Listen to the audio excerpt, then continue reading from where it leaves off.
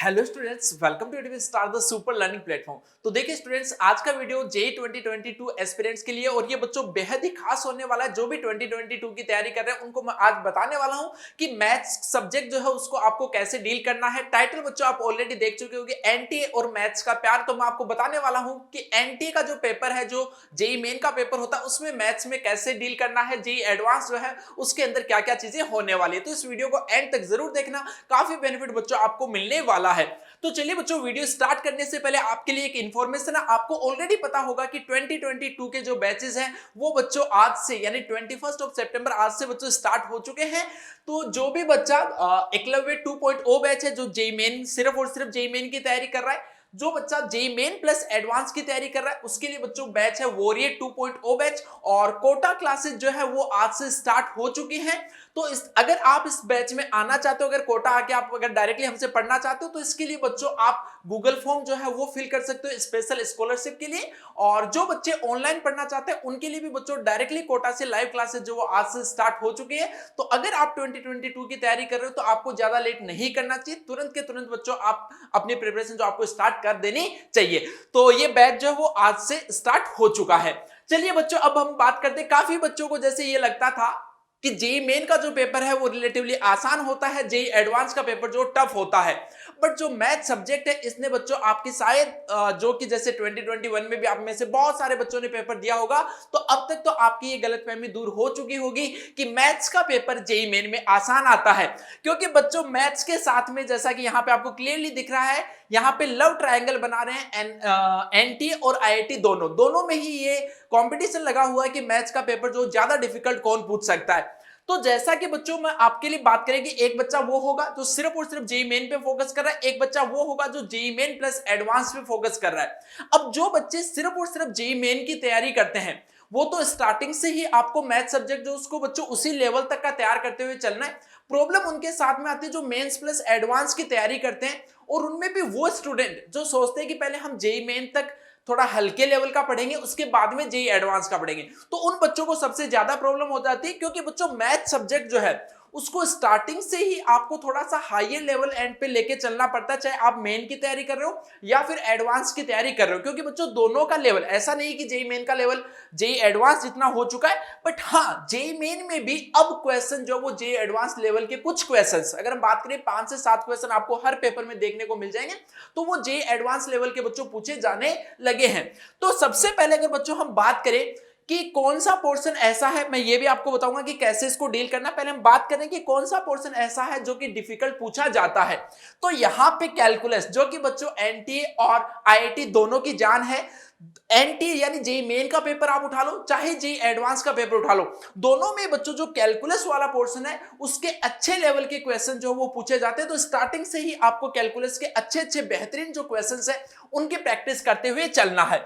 उसके बाद में यहां पे मैंने कुछ एक टॉपिक्स लिखे जो कि JEE मेन में स्पेशल पूछे जाते हैं, या फिर वो टॉपिक्स जिनसे कि डिफिकल्ट क्वेश्चन जो पूछे जाते हैं। जैसे बच्चों JEE मेन स्पेसिफिक जो चैप्टर्स होते हैं आपके मैथमेटिकल रीजनिंग और स्टैटिस्टिक्स, इनसे लगातार क्वेश्चन पूछा जाता है हमेशा।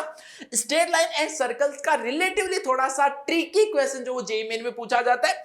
अगेन बाइनोमियल और कॉम्प्लेक्स के जो है वो थोड़े से, बाइनोमियल के क्वेश्चन वैसे इजी होता है बट थोड़ा सा कैलकुलेटिव पूछा जाता है JEE मेन में।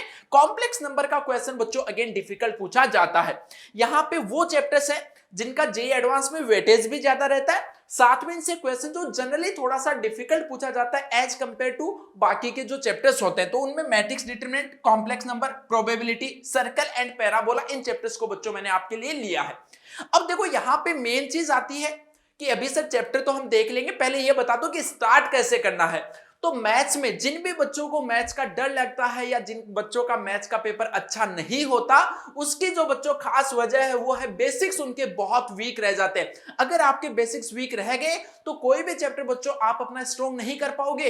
हर एक चैप्टर में जाके आपको सेम डिफिकल्टी जो फेस करनी पड़ेगी। और इन जो बेसिक चैप्टर्स है इनमें जो सबसे ज्यादा परेशान बच्चों को करता है वो करता है इनइक्वालिटीज। बहुत आसान सी चीज है, 1 या 2 लेक्चर की है, बट बच्चे मैंने काफी सारे देखे हैं जो लास्ट तक जाते जाते क्वेश्चन जब सोल्व कर रहे होते तो वहां पे इनइक्वालिटीज के बारे में पूछ रहे होते, सर ये कैसे लिख दिया।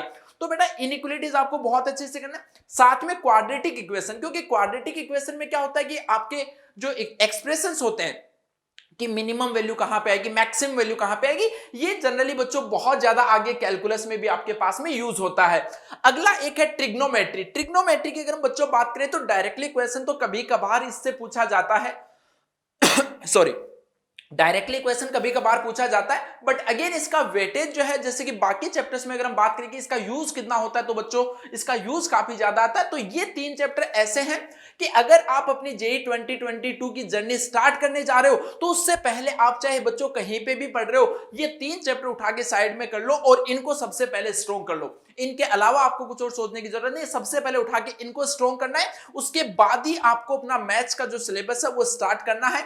तो जैसा कि बच्चों आपको पता भी होगा कि यहाँ पे जैसे अपना एकलव्य 2.0 और वॉरियर 2.0 बैच है, इनमें इसी के बेसिस पे सारे बेसिक्स पहले करवाए गए हैं, ताकि क्योंकि बच्चों आपको उस डिफिकल्टी लेवल तक पहुंचना है जहां तक मैथ्स का पेपर दोनों जेईई मेन और जेईई एडवांस में आता है, तो उसके लिए आपके बेसिक्स, आपका फाउंडेशन जो है वो स्ट्रॉन्ग होना बहुत जरूरी है। अगर फाउंडेशन स्ट्रॉन्ग होगा तो काफी सारी चीजें जो वो तो आपके लिए वहीं से आसान हो जाएंगी। ठीक है, तो आई होप कि बच्चों आपको समझ में आ गया होगा कि मैथ सब्जेक्ट जो है वो जेईई 2022 के लिए आपको अपना स्ट्रॉन्गेस्ट सब्जेक्ट कैसे बनाना है, कैसे कहां से स्टार्ट करना है, इसका प्रॉपर रिवीजन वगैरह कैसे करते हैं, ये मैं आपको आगे आने वाले वीडियो में बताऊंगा। आप बता भी सकते हो कि आगे आने वाला वीडियो जो वो आप किस पर्टिकुलर टॉपिक पे चाहते हो, रिवीजन कैसे करना है, ये डिफरेंट बच्चों एक अलग चीज है, वो भी मैं आपको एक अलग से वीडियो में बताने वाला हूं। ठीक है, तो जो भी आपकी ड्रीम कॉलेज है वो कमेंट सेक्शन में डालना है, अगला वीडियो आपको किस टॉपिक पे चाहिए वो भी बच्चों आप कमेंट सेक्शन में डाल सकते हो।